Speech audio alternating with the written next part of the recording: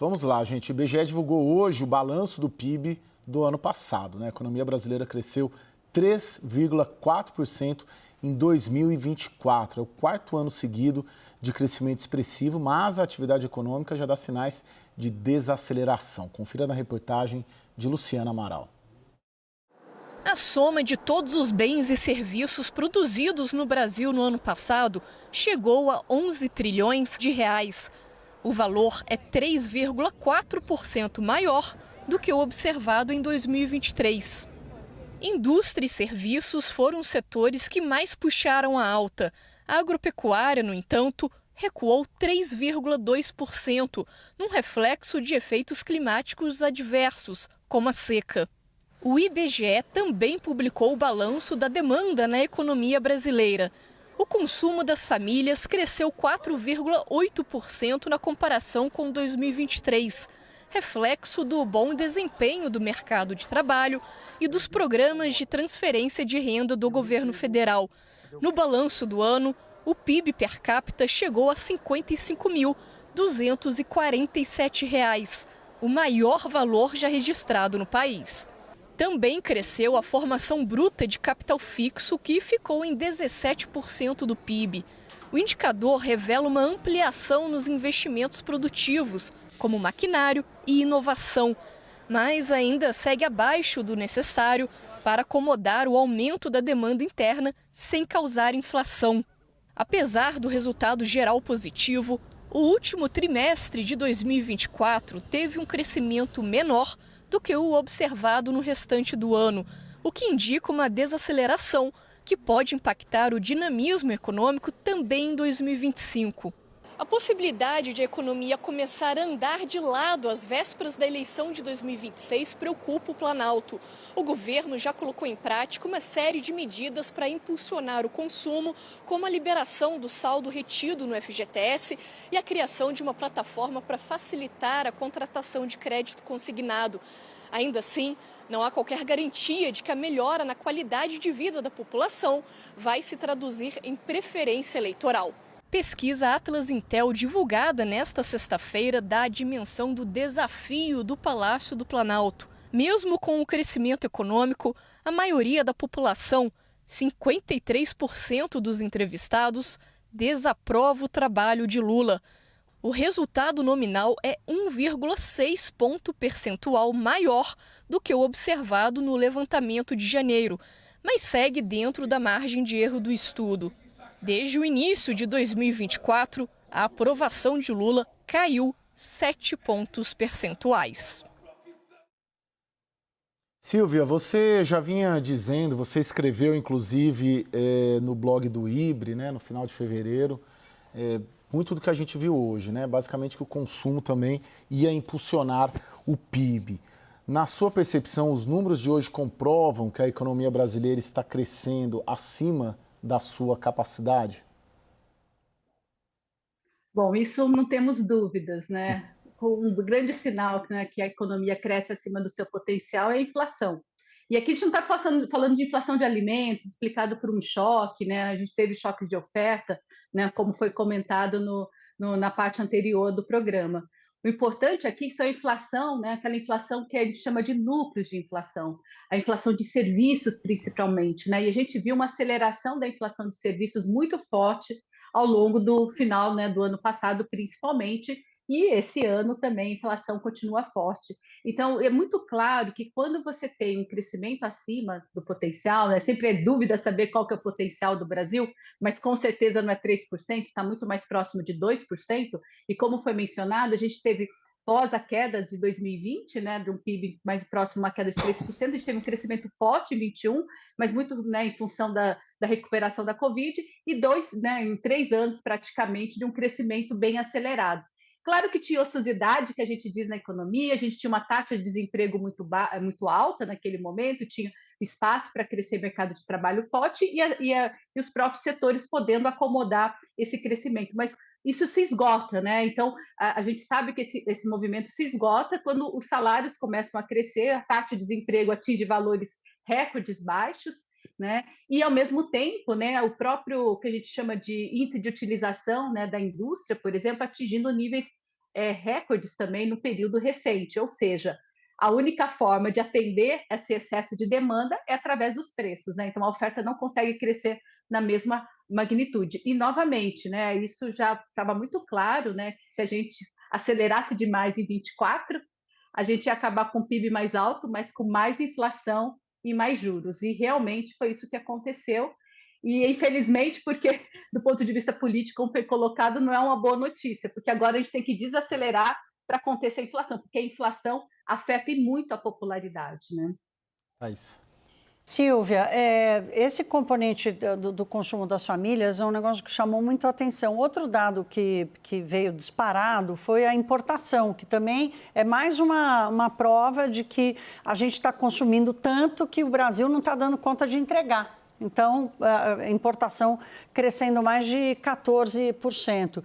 Como é que você enxerga essa dinâmica, principalmente para 2025, olhando para o que aconteceu no último trimestre, no tombo do consumo das famílias? E esse tombo do consumo das famílias, em cima dessa inflação, inclusive, você acha que é isso que está explicando o mau humor do brasileiro com a economia? Mesmo com o desemprego tão baixo? Eu acho que tem aqui vários aspectos, né? A inflação, com certeza, né? Principalmente essa inflação mais generalizada, né? E, é claro, a alimentação afetando mais as famílias de mais baixa renda, mas inflação e dispersão de preços, né? Você percebe que você, enfim, é tudo mais, né? Os preços começam a perder um pouco, né? De referência, mais difícil você conseguir manter o poder de compra. Então, é um nível mais elevado de preços e muita variação, né? Entre um local e outro. Então, isso gera realmente uma perda de poder de compra meio generalizado na economia. Mas acho que um fator aqui importante é que nós começamos, né, 24 por conta de todos esses estímulos que ocorreram, foi no finalzinho de 23, mas foi muito mais forte início de 24, tivemos a liberação dos precatórios, e o reajuste do salário mínimo, ele concentra no início do ano e todos os benefícios que são, enfim, vinculados ao salário mínimo.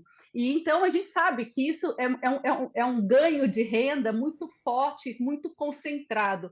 Além disso, o governo antecipa, né, o 13º de aposentados e pensionistas. Então, o que acontece? Você começa o ano se sentindo, né, digamos assim, a maioria da população com poder de compra muito alto, e a inflação ela estava vindo de uma deflação de alimentos, né? Então, uma inflação, digamos, mais benigna, claro, ainda elevada, mas ainda mais benigna, pelo menos da composição, e com muito ganho de renda.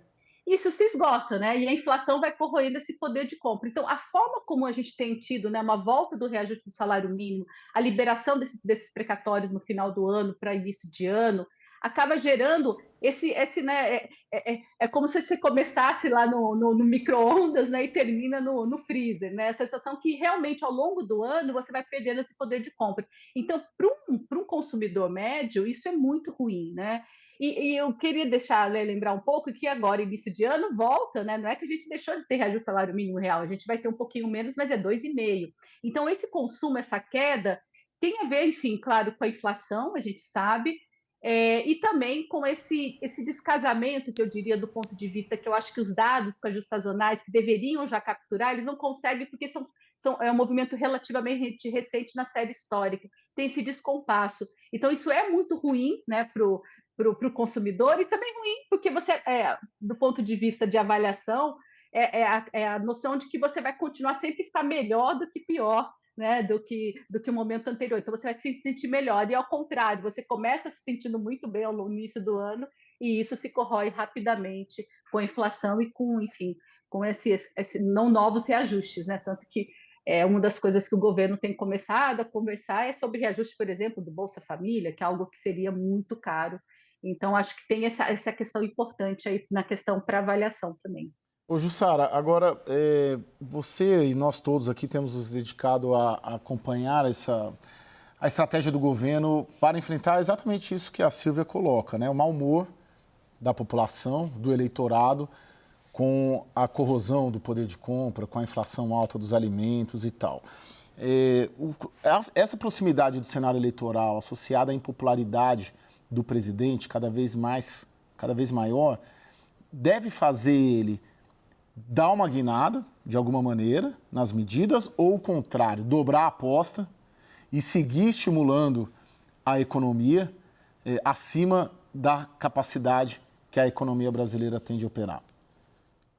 Olha, Caio, as medidas que o governo vem anunciando é de estímulo ao consumo. Por exemplo, a liberação do crédito consignado, medidas nesse sentido. Por exemplo, também a liberação do FGTS para quem tinha optado pelo saque aniversário. Então, tudo isso mostra que o governo está a fim de que indica que quer mais dinheiro circulando na mão da população, porque tem um discurso político nisso. Agora, precisa depois fazer as contas, a área econômica quebra a cabeça em relação a isso. Agora, fato que, do ponto de vista político, o que o governo tem tentado, enquanto a área econômica tenta achar uma solução para equilibrar todos os pratinhos, assim dizendo, é que a equipe de comunicação do governo vai tentar fazer com que, segundo me disse hoje o ministro Sidônio Palmeira da Comunicação, é que a população tenha uma percepção melhor das entregas do presidente Lula. Então, tem alguns passos a serem tomados. Primeiro é o seguinte, olhar para o que foi feito nos 2 primeiros anos e falar, olha, nós fizemos, vocês que ainda não estavam sabendo, não tinham essa percepção disso. E o outro é comunicar melhor as novas medidas. Então, o governo, diante dessa impopularidade, essa tendência de popularidade que vem se confirmando em diversas pesquisas e também já pensando em 2026, vai ter que trabalhar a sua comunicação nesse sentido. E aí eu trago uma informação também hoje que foi me falada pelo o ministro Sidônio Palmeira, é que o governo vai mudar, inclusive, vai tentar virar uma chave. Por exemplo, mudar até o slogan do governo. O slogan do governo hoje é União e Reconstrução, porque vem ainda sobre a eleição de 2022, em que o presidente Lula venceu Jair Bolsonaro numa eleição que dividiu o país, muito polarizada e radicalizada. Agora, a avaliação, isso era uma avaliação que eu tinha não apenas de integrantes do governo, mas também de fora do governo, de especialistas em marketing, que é o seguinte, União e Reconstrução passou, o que a população está com dificuldade agora é de entender, é da vida real. Então, tem esse esforço do governo de encontrar uma nova marca, uma nova identidade, um novo lema que vai conversar com essa virada que o presidente Lula tanto quer agora para os seus últimos 2 anos. Ô Silvia, o presidente mesmo hoje disse, ou sinalizou, num palanque ali, num evento junto com o MST, de que o PIB em 25 e 26 deve ser ou tende a ser semelhante ao de 2024. Isso é factível? A única coisa que eu posso dizer, se fosse factível, a inflação seria muito o dobro do que a gente está prevendo. Infelizmente, eu acho que não é bem factível. Até porque, né, a gente está com uma política monetária muito apertada. E os efeitos da política monetária mais apertada, eles vão ocorrer agora esse ano, tá? Ainda não pode ter tido um pouco mais de incerteza no final do ano passado, alguma piora dos investimentos, mas o efeito mesmo, né, os lags da política monetária que a gente diz, eles vão afetar muito mais todo esse aperto mais forte esse ano, né? Então, o PIB, ele deve ser, a gente está com 1,7, tá, do PIB para esse ano, porque a gente tem um carregamento estatístico. O que é isso, né? Mesmo, né, com o PIB fraco no final do ano passado, se ficar tudo zero, né, ao longo desse ano, já dá um 0,8, que é maior, tá, do que foi de 23 para 24. Então, aparentemente, pelo menos, né, positivo se tudo ficar zerado. A gente tem a agro, né, com certeza deve ser algo mais em torno de 1% o crescimento do primeiro TRI, e claro, também temos, né, o reajuste do salário mínimo, então o consumo não vai recuperar essa perda, né, pelo menos uma parte da perda do quarto TRI. No entanto, os efeitos da política monetária vão gerar algum PIB mais, né, talvez aí com algumas medidas o governo pode chegar a um PIB mais próximo de 2, enfim, não consigo imaginar uma aceleração tão forte num contexto de política monetária tão apertada e já uma inflação elevada, né? Então, é nesse aspecto que uma inflação ela gera esse desconforto. Então, qualquer tentativa de acelerar demais, né, como a gente diz, essa economia vai gerar mais inflação e o governo não tem como combater, não tem recursos públicos suficientes para combater um cenário inflacionário. A gente não está falando só de inflação de curto prazo, a gente está falando também de expectativas inflacionárias, né? Como o governo tem essa preocupação em gerar mais crescimento econômico, isso é precificado o quê? Que as pessoas, né, o mercado acredita que a inflação vai ficar muito acima da meta nos horizontes mais longos, né? Então, distante até da decisão de política monetária de curto prazo. Então, a gente está num contexto muito mais difícil, bem mais desafiador, e o crédito, que foi muito importante no ano passado, que estimulou, ele vai, principalmente o setor privado, deve mostrar um crescimento bem mais modesto, mesmo o governo fazendo esse esforço. E o próprio, né, os gastos públicos vão crescer, mas de alguma magnitude menor do que foi no ano passado. Eu acho muito difícil. Caio, tem um ponto aqui. Por que muita gente tem feito comparação do Lula com o governo Dilma, né? Porque a dinâmica que está acontecendo hoje no Brasil é o governo querendo botar o pé no acelerador com um processo inflacionário em alta. Era exatamente o que estava acontecendo na Dilma, né? E não adiantava. Ela fez o Banco Central baixar os juros com a inflação subindo. Ela continuou aumentando os gastos com a inflação subindo. Ela acabou consumindo todo o superávit primário, todo o equilíbrio fiscal que havia e gerou gigantes distorções na economia e deu no que deu, 2015, 2016. Então, nós estamos longe de passar o que a gente passou 2015, 2016, de lá para cá muita coisa melhorou e o Brasil se fortaleceu, mas o processo acaba sendo parecido. Se o presidente Lula não levar isso a sério, de que está em curso um processo de aceleração dos preços, e isso pode piorar se ele insistir em botar o pé no acelerador, aí não vai adiantar comunicação para salvá-lo.